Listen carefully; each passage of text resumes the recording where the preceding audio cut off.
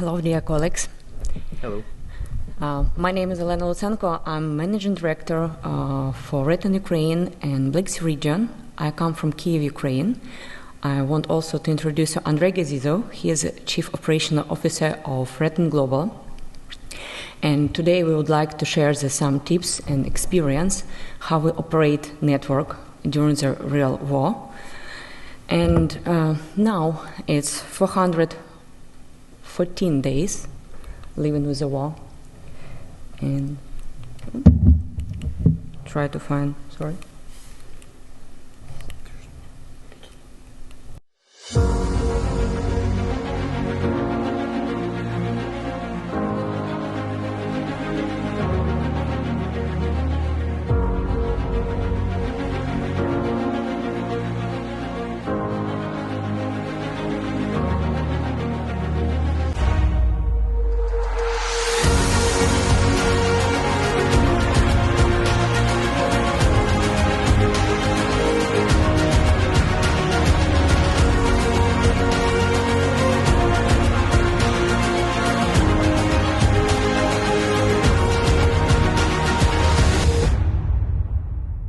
Yeah, it was difficult here, but to begin with, I'd like to start with some numbers for the Ukrainian market before the war. Due to the report of the State Regulation Commission of Telecommunication, before the war we have registered 700 around 700 operators and providers in Ukraine. It's a very crowded market and very active and young. At the same time, it was declared revenue, including the mobile operator, 221 million euro in 2021, with average ARPU less than €5. It's for 100 meg for all broadband internet. RETN has started to build their own network in 2007, and now we operated more than 6,000 kilometers of lead fiber. We have their presence in 42 POPs, and it's using more than 50 amplifiers across the Ukraine. And also very important to mention that RETN is a carrier for around 15% of the whole traffic which is gone from Ukraine to Europe. It's a big pressure. And the first day of the war, I will stay in Kiev. I will remember this day always. And I understood that we need to keep telecommunication running as long as possible. Everyone needs to be connected with the world, with the people, with the relatives, trying to know the news. So, of course, I had the emergency call with our team, with our board, and started to do very primary and very based work. I just made a risk matrix. There were a list of the very typical issues what can happen with each operators every time. Of course, it was the first one, fiber cuts and possible POP or city isolation from the network. The second, what was very important, lack of the external power on the site. Of course, the access to POP and equipment faults and spare management. What we also expected is some rerouting. Traffic can suddenly appears in some new location, what we couldn't prognose. And the last one is internal and external communication. So I'd like to start with the challenge one. It's the fiber cuts and potential POP isolation. Currently we have the data for the 1 year, and I can say that March of 2022 was the worst month in whole Ukrainian telecommunication history of the availability of fibers. For this is a reason because it was one of the hottest stage of the war, including Kyiv region. So currently we calculated that we had during the last year for almost 50% more fiber cuts if we can compare with 2021. Also, average time to fix everything increased for almost 40%. For this also a few reasons. The first one is curfew, and also you'll never know where you need the new additional equipment, and also the difficult access to the POP. For example, Andrey, he is the head of Kharkiv laboratory and made the maintenance, said that it's more difficult when you just start the splicing and shelling starts. You need to run and find some safer place. You know that in the field it's not possible to find the bomb shelter. After this, looks like there's some silence. You come back, start splicing again, and it can repeat. You never know when the shelling starts or the ends. Currently, Atracom is one of our main partner, and for the whole Ukrainian, they maintain around 28,000 of fibers across Ukraine. So, challenge we have, and Andrey will share some solution for it. Yeah, hello guys. Just a small disclaimer here, so it won't be step-by-step guide how to operate the network in crisis times or war times even. So it's like a set of principles we adhere to while keeping priority as the top priority task of safety of our staff in the country. So challenge number one we faced with is obviously fiber cuts. Due to the nature of the network and the massive footprint we operate on, so it's like a fiber cut is not some extraordinary event for us, but even for us, the team was shocked by the amount of fiber cuts we faced in Ukraine during first months of the invasion. As you may have noticed from the map from previous slides, we have at least 2 fiber routes to every key cities we operate in the country. So route diversity in combination with flex-grid hardware and OTN nature of the network actually helped us to to migrate capacity from affected routes to another ones, or convert customer capacity into protected mode and so on and so forth. So actually, the main thing for us here was we have not, our tech staff in the country have not visited any data center in order to do so. Everything was done remotely. Most of it was done remotely. So that's how we achieved this one. If you operate an IP/MPLS network on top of your DWDM network, it definitely makes sense to provision more capacity for your IP/MPLS network that it's actually required. So in stress situation, you won't be bothered with activating additional capacity due to fiber cut and so on, and focus on more important stuff, such as keeping customer services up and running as long as possible to do. So additional capacity for MPLS network is not a waste of CapEx as your finance team might think about. In order to do this kind of migration from one route to another, obviously spectrum needs to be planned carefully, and if your routes is like a less than 50% utilized in terms of spectrum, it's actually pretty easy to use as a straightforward approach. We are using one part of C-band, like a red band on one route, blue band on another route, so like it's relatively easy to migrate the spectrum from one route to another if there is a fiber cut or something massive ongoing. And here we come to main point. Sometimes 2 diverse routes is not enough, and I can give you some ideas. Sometimes it's 4 diverse routes is not enough even. There were times during last year when we had 4 fiber routes, I mean long haul routes out of Kiev down, out of 5. So like the only route we had operational is route towards Odessa, which was connected to the rest of the world via Chisinau, Moldova. So the first thing we actually did when Russian troops left Kiev region, we started to work on one more route deployment to Kiev. So Olena managed to find us fibers in cable system which wasn't affected that bad during first month of the invasion. So we've quickly prepared the design of the route, configured everything which we needed, and shipped everything into Lviv, where our local team picked it up and installed the hardware within like a week or 2. So you might think how it's even possible to deploy a route during ongoing war and in a relatively short time, but we always try to keep our own expertise, keep enough hardware in stock just in case, and install all the hardware ourselves. So it was done within like a one and a half month tops, and with like a big support from Matracom again, who managed to prepare the fibers in time, ILA sites, and all this kind of stuff. Next slide, please. Cool.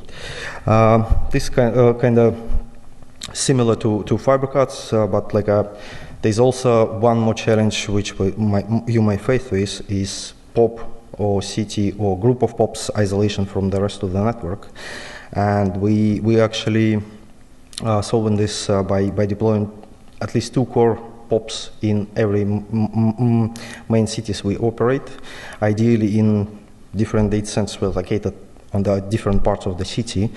And also it makes sense to keep metro connectivity in mind again. So you need to connect your core POP with diverse fiber routes to the rest of the network, and ideally metro links needs to be diverse to your international routes as well, so you won't lose any POPs in case of several fiber cuts on the network. It's never a bad idea to protect your own DWDM network with least capacity if there is no fibers available on the markets. So it's like a never bad idea to do so if you want to provide like a high quality services and keep your customers connected as long as it's possible to do so. Challenge 2. We named the Q4 last year as black because a lot of blackouts. It's around 635 rockets had fired the Ukrainian electricity infrastructure, and total time of the working without external power was around 40%. And 3,331 hours, it was total time of the diesel generation, our amplifier and POP sites. So we already done the Q1, it looks better. Only 121 hours was diesel generated the last quarter. It's also good time to say thank you to Ukrainian defender, and 5% it was just as working on the battery during the last quarter. So yeah, as you might have noticed, we have more than 50 ILA sites across the country, and this particular issue would be super difficult for us to cope with. But we were a bit lucky because in November-December 2021 we replaced almost all old batteries which were close to end of life with the new ones, high capacity ones. So our amplifier sites would be able to work without external power for more than 3 days. And as soon as, since we constantly monitor the status of battery and its health, and as soon as Russian troops left Kyiv region, we started to, we already had a clear view what needs to be replaced and when, created some kind of list of top priority locations we need to replace batteries at. So our guys, together with partners, sometimes with help from our customers locally, managed to replace most of the batteries at ILA sites, so we were able to cope with this particular task more or less okay, and it actually was done in time just before the Q4 started, when Russia started to attack energy systems of Ukraine. And at the beginning of October 2022, we had more than 20 sites running on batteries in just one day out of 53, so about 40% of our ILA sites were running on batteries, thanks for electricity engineers from electricity company who actually managed to restore the power in time, and happily we get no DWDM route down due to lack of external power to ILA locations. Challenge 3, equipment faults and spare management. And of course, due to this a lot working on batteries, the lifetime of them decreased. By the same way, it's absolutely new logistic, and currently the minimum delivery at 7 days. And also we need to remember that this curfew still actual, and you couldn't go to the POP or just have the go by the city 24 hours. You are able to just do it from 5 a.m. till 11. And what is very difficult, you never predict when and where and what you need to have in some special time. So yeah, we all used to the fact you can get access to data centers you operate in 24/7 any day you want. But what if not? Since we operate a very small team and we want to be as effective as possible, we always trying to keep as much materials on site as possible, like transceivers, patches, all this kind of stuff. So there's, if in case of any small requirement you need, just to create a ticket with the data center support, they can assist you without even visiting the site. So it's always a good idea to keep as many ports pre-cabling to meet me room as possible, so you won't need to visit the site for any minor work or like a urgent service activation. I would also mention that like saving capex on DWM chassis is not like a good strategy, because like we attend to keep at least 2 DWM chassis on every key locations we operate, because like in case of chassis fault, you at least can create a ticket with the data center, and so they can move transponders from affected chassis to the operational, and you will be back in the game like relatively quick and minimize the impact for your customers. Challenge for rerouting of IP traffic, and yeah, on the first day of the war it was unique, but I hope that this never happen again. And we have the peak of daily usage at 7:20 in the morning. So also multiplicative failures and migration of people creates some increasing traffic on the unexpected region. Of course, it was the West Ukraine firstly. And what was new, but currently due to degree of the National Center of Telecommunication Management, we are blocking a Russian affiliate 642 autonomous system. It's always good to plan your POP with potential upgrades in mind, because you have no idea when and where the traffic can appear from. So just to give you one more example, historically we had not so much traffic in western part of the country, but since the beginning of the war, the huge migration started from the east to the west, and we've got like a traffic started to grow very rapidly in Lviv and Uzhgorod regions. So we actually prepared like some kind of delivery with line cards for the router, shipped everything to Lviv, where we asked data center support to install it, pre-cable to our DWDM kits, apply bandwidth licenses for our transponders we had there, and got a POP ready for new traffic relatively quick, like in less than 1 week time, and most of the time logistics took most of the time. So we are getting again back to this spare management. If possible, keep your spares as close to your POPs as possible. Challenge 5, we name is internal and external communication, because nobody faces the real world before, and at the same time people not only take care about the network, they also need to take care about their families.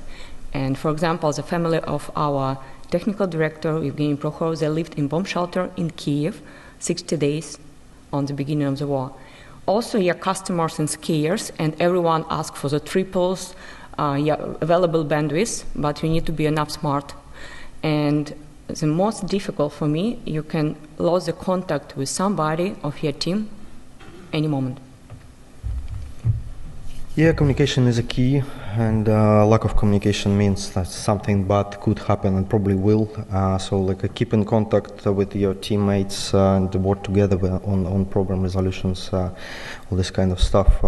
Just to give you one more example, during the first week of the invasion, we create so-called working groups with our partners, competitors and customers.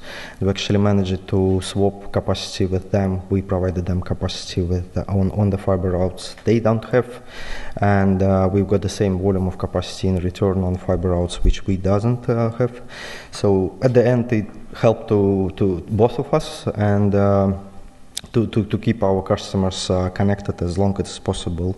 And just to give you an idea, there were few days during last year when such kind of capacity we managed to get from our competitors was the only capacity we had to certain locations in the country. So it's it's always good to have open and fair communication with all market players on, I would say.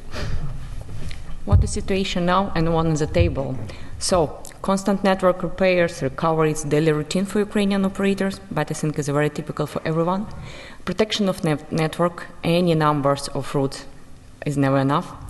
And network development and business growing. Because, for example, due to the report of the Ministry of Digitalization, the first year creates the $3 billion losses of operators, but it's not the final number, unfortunately. So, as a few outcomes from last year, no IP POP was completely isolated from the rest of the network during Q4 2022 and Q1 2023. No DWDM route was down due to lack of power external power at the LA sites during last 5 months. Fortunately, no of RETN staff in country was harmed. And what is interesting, before the preparation of the presentation, we just calculated that last 5 months we have 100 availability of each RETN IP transit customer across Ukraine. And the last year created for us the most important lessons that just do your best day each day. Thank you.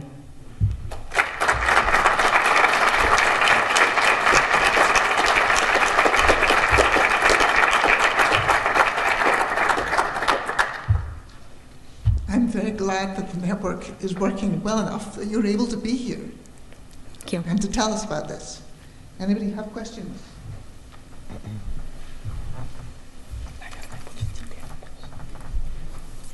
Hi, it's Simon Lockhart. Congratulations, I think you've done a great job. Thank you. I've seen lots of pictures through the war, and I'm glad I'm not the engineer out there trying to fix this stuff. Do you think that your fibre assets are being targeted, or are they just getting damaged as a result of attacks on other infrastructure? It's mostly two reasons.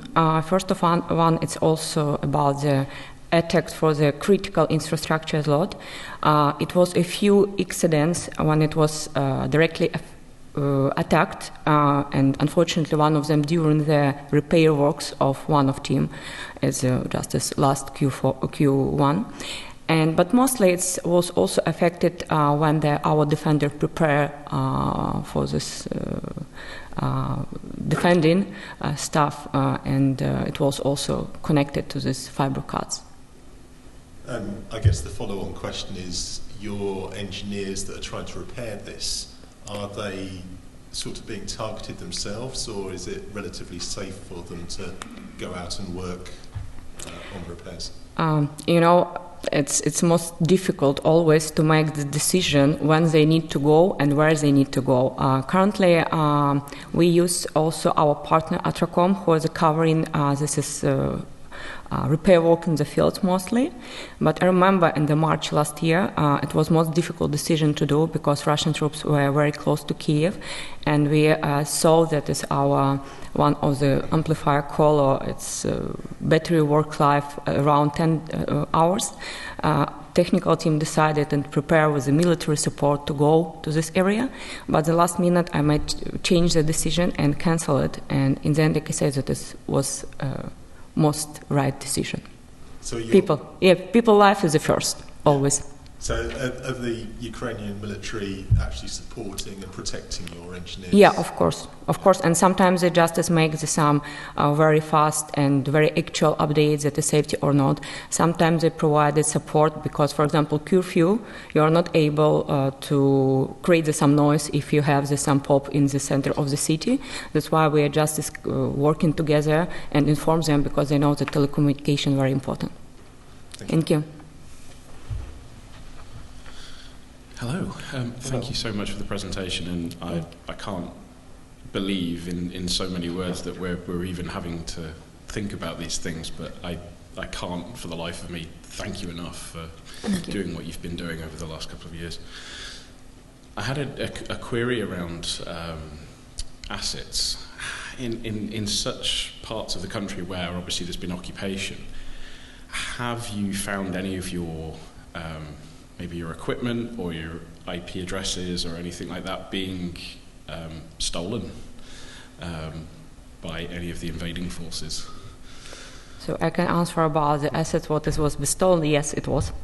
It's justice, but we prepared, and if we have some possibility to come back to the occupation area, we just asking for our partners or our engineer visit this place, and we just build the new amplifier caller, for example. And IP address, we didn't have any issues with this, fortunately, because again, we're a part of the big global company, and Ukraine is just one of the country, and fortunately, we are not affected with this. Oh, that's good to hear. Thank you. Thanks. I could also say lots of excellent things about that talk, but they covered it already very well, but thank you. Thank you. Obviously, a lot of the damage that your network has taken has been due to destructive acts. Have any of your operations or anything you've implemented been based around security of your network? Because I could imagine that, obviously with the situation going on over there, that it's quite possible that there could be attacks aimed at intercepting traffic or breaking into the network rather than just breaking the network. Is there anything you've had to do based around maintaining the security of your network against interception or hijacking? Yeah, that's a really good question. Obviously, in order to intercept something, you have to get an access to the site, right? And since even for our own engineers, sometimes it's not possible to do so.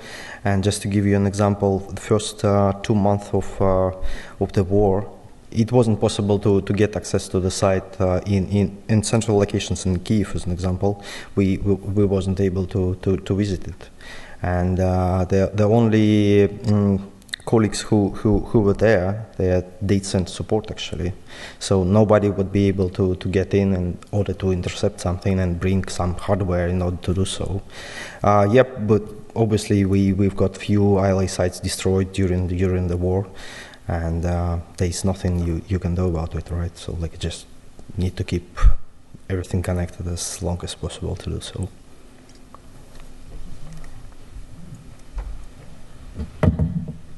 Thank you very much. Thank you. Thank you very much. Thank you. Thank you. Thank you all.